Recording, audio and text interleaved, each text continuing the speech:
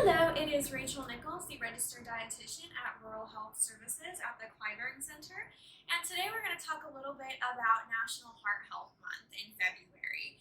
So for nutrition and heart health, there's a couple of kind of key points of things that we want to pay attention to. So one of the first things that we want to do to help our hearts and help them be nice and healthy is to get a lot of non-starchy vegetables, fruits, and whole grains. Now, all three of those are going to help give us a lot of fiber, which is going to be really good for our cholesterol levels, good for any diabetes if you may have diabetes, and it's also going to give us a lot of really good nutrients that we need. Now, in addition to the fruits, vegetables, and whole grains, we also want to make sure that we're getting good heart-healthy fats. So our heart-healthy fats are going to come from things like fatty fish like tuna or salmon. It's also going to come from nuts and seeds, as well as some of our oils that we're going to use for cooking, adding into different things like olive oil, canola oil, avocado oil. Those are all going to be those good heart-healthy fats. Now, on the opposite end of that is our saturated fats and our trans fats, which are going to be, they're bad for our hearts. They're not very good. So saturated fats typically come from animal products. So you're going to find it in a lot of your meats. You're going to find it in higher fat dairy products. Those are going to be your biggest sources, but they also do come from things that are plant-based like coconut oil, palm oil, and palm kernel oil. Those are all actually saturated fats. So saturated fats we want to try to stay away from as much as possible. So instead of using butter, shortening, lard, instead of using any of those in cooking and baking, we want to try to use those oils like we had talked about, the olive oil, canola oil, avocado oil, any of those while cutting down on that saturated fat. For our meats, we want to try to pick leaner sources of meat. So for chicken and turkey, any of our poultry, we want to try to get chicken without the skin. And that's because the skin is where a lot of the fat portion is in poultry. Also, white meat is going to be a little bit leaner than our dark meat. If you think about it, it's a little bit drier. It has less of that fat in it.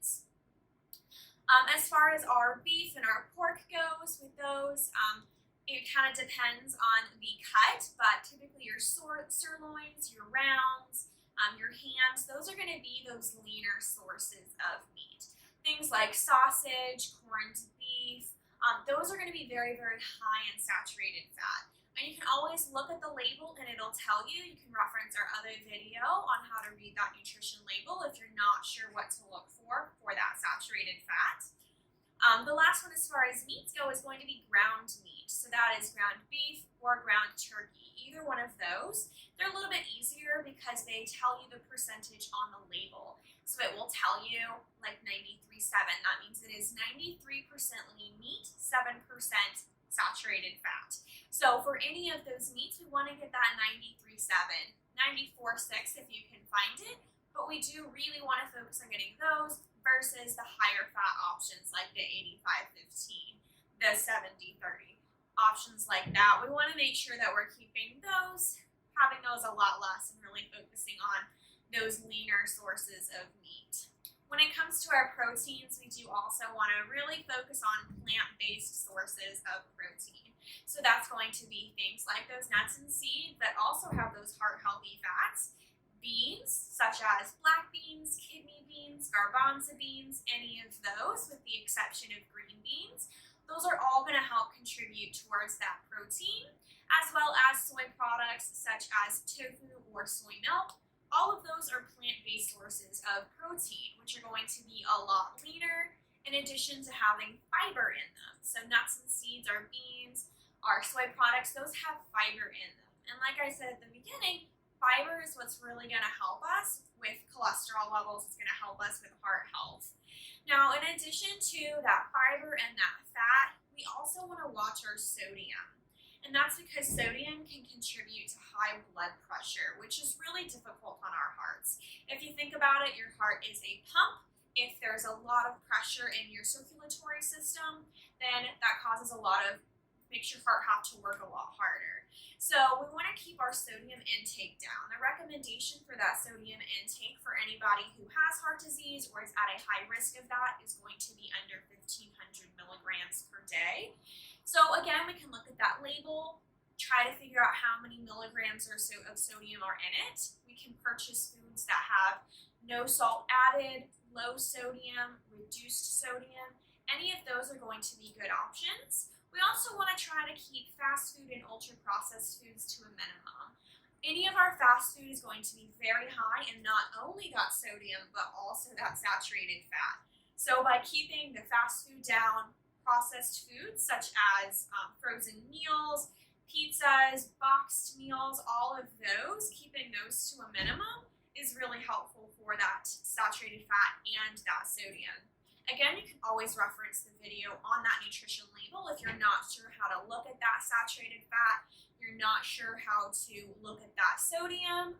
You can reference that video. You can also talk to your doctor about it, schedule an appointment with a registered dietitian, and they can really individualize it for you.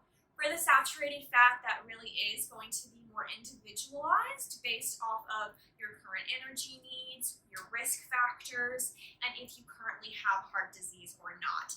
So those are all going to be factors that your doctor or registered dietitian can take into account to give you a more personalized meal plan. In addition to all of these good nutritious foods that we can eat, exercise is another thing that's going to be very beneficial for our heart health. So it's recommended that we get at least 30 minutes of brisk exercise every day. If you can't fit it in every day, just do it kind of as often as you can. If you can't carve out 30 minutes, it's okay to break it down into smaller increments. So 10 minutes here, 10 minutes there, to get a cumulative amount of that 30 minutes per day. That's going to be really beneficial, not only for heart health, but it's also going to be helpful for weight loss if necessary. And if you need to lose weight, then that's something that can definitely be a contributing factor for heart disease. And heart disease is the #1 killer of people in the United States. And that's kind of a lot of complications regarding heart health, but strokes and heart attacks are those #1 causes of death, and the #1 contributing factor to those is going to be diet and exercise, and those are two things that we can influence. You can't change your genetics, but you can change your diet and your exercise.